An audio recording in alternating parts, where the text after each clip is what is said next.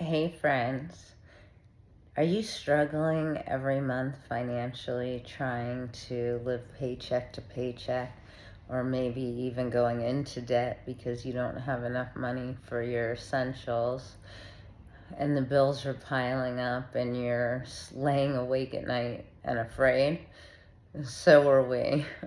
We both got made redundant or laid off when I was 56, and my spouse was, I think, almost like a week before our 60th birthday, from mid six-figure jobs as executives that we had for over 20 years. Unexpectedly, they whacked our whole organizations, and we were totally on the floor scared. So we did what we had done 20 years ago because we hadn't been looking for a job, and quickly put together resumes and CVs and put them on LinkedIn and contacted our networks and did all those things for about 3 months and watched as our severance packages were going down. And we quickly realized that we would get first interviews, but never a second interview if it was video, because they'd see how old we were. And of course, that meant expensive, but it also means dinosaur to a lot of companies. So ageism is a real thing. And then we just stopped hearing from our former colleagues, even ones that reported to us, because they were embarrassed or for whatever reason, and we realized we had to find a new path. So if you're struggling and living paycheck to paycheck and your ends aren't meeting, we've developed a plan called Retirement Rescue Reset. It's free. We don't sell any courses. There's no digital products, AI, or any of that you have to master. We did it with service income, and we structured it so that ability, physical ability, wouldn't be a barrier to some of the ideas, which was a good thing because my spouse got lung cancer in December and had the left lobe of the lung removed on the 11th of May. And our primary source of income over the last 4 years was dog sitting and dog walking. I'm an American expat who's lived here in London in Zone 1 with my spouse for 25 years. And I will tell you that being an American isn't always an asset here in the UK, especially in London. So what we started doing, which is something that we knew a lot about, which is dogs, and my spouse is a retired consultant surgeon.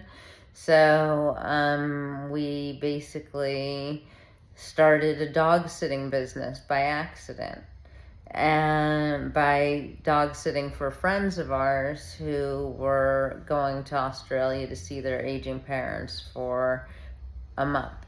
So we did it for free.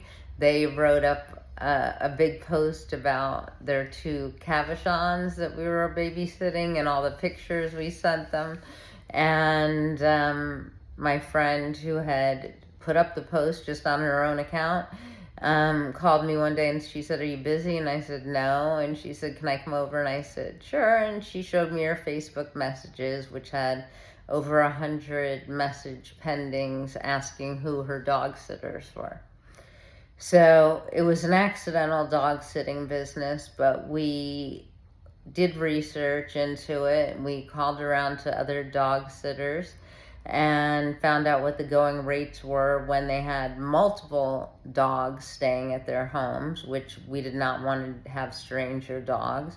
We found out we had to register with the council, have insurance, pet first aid, but we had somebody with, medical training in the house, which was attractive.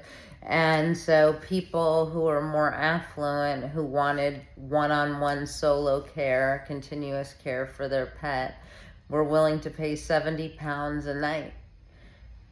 And sometimes they go away for 2 weeks. So it fit our lifestyle perfectly. We don't have any children or other pets in the home.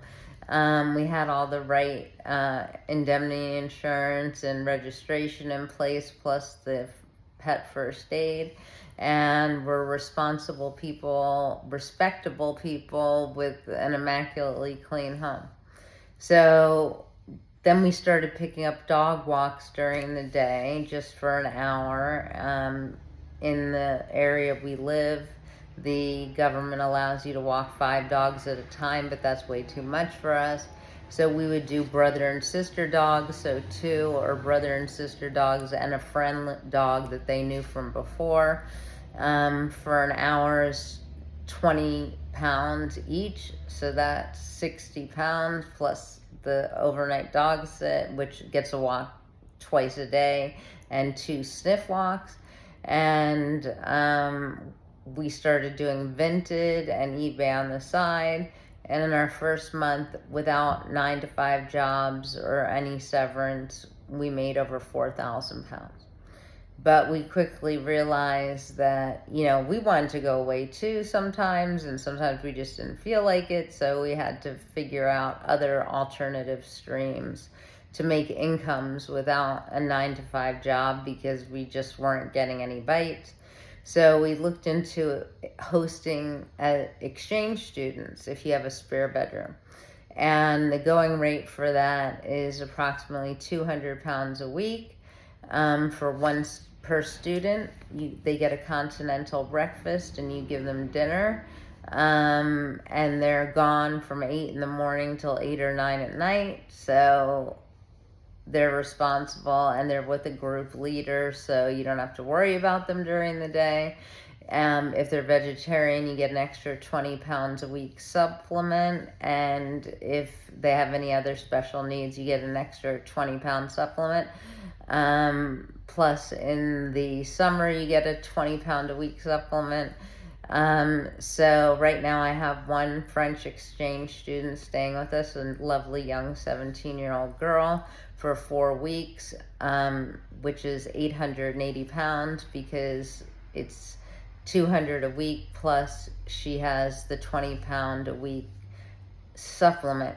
What's great about that is the UK government doesn't consider that taxable income. They consider it a supplement for helping students. So all that cash goes in your pocket. We also do the resale business, which is up and down. So some months we'll make 200 or 300 pounds. Some months we'll make 100 pounds. But all these little income streams add up. We do house sitting for 50 pounds a night, which gives us a free vacation, or outside of London, which has been blisteringly hot. All you have to do is keep an eye on their house, because these are affluent people with estates, and they don't want to leave their homes vacant while they go to their vacation home in the south of France or whatever for a month, if you are able to do that. I also have a side business on Facebook called The Press Place, where I have neighbors in my community drop off their clean bed linens or clean business shirts, button-down shirts that they hate to iron. I iron them per piece, 4 pounds for a shirt. For a double duvet and bottom sheet and 2 pillowcases, I charge 25 pounds, and then they pick them up in 72 hours, and I can watch TV and iron somebody else's shirt.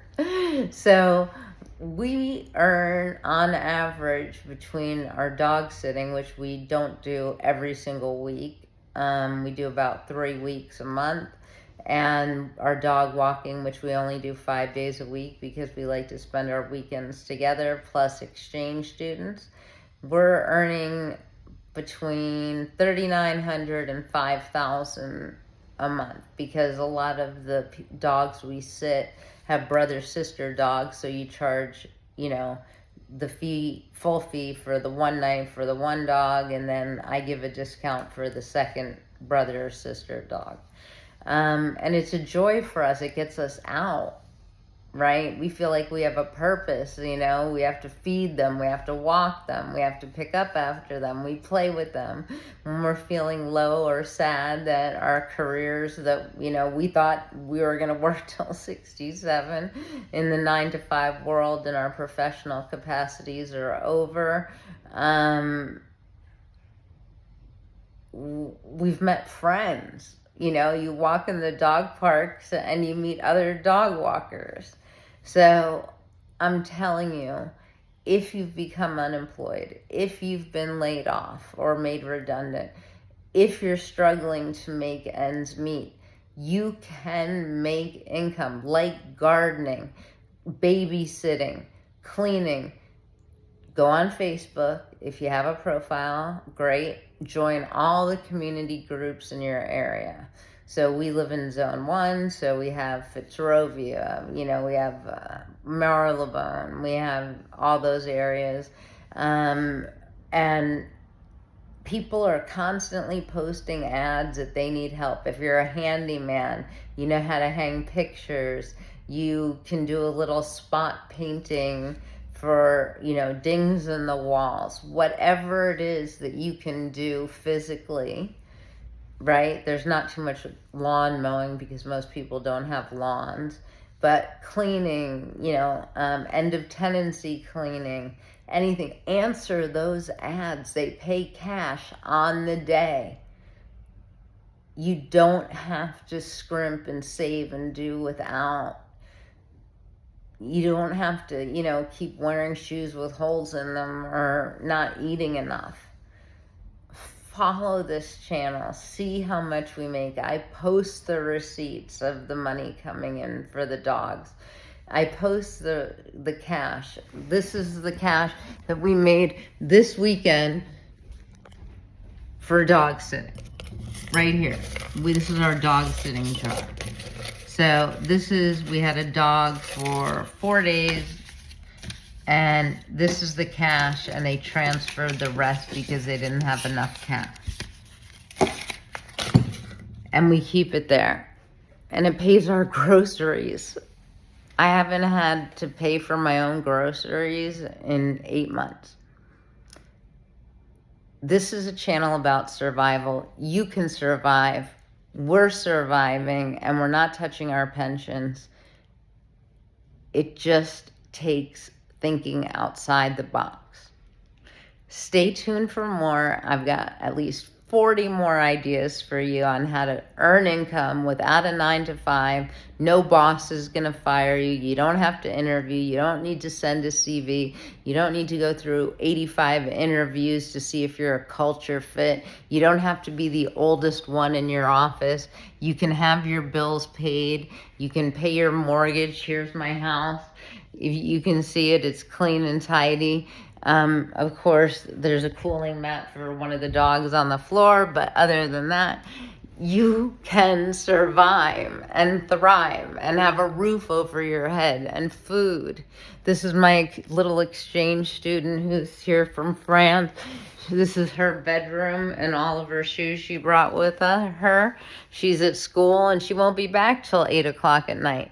I have my whole day free, so I'm doing laundry and I'm going to go do a dog walk if it gets cool enough, because you can't dog walk dogs on pavement in,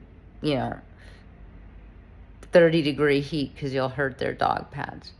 But sign up to me, subscribe to me, watch these videos and learn how to make money, and I'll show you my bank statements. I have nothing to hide.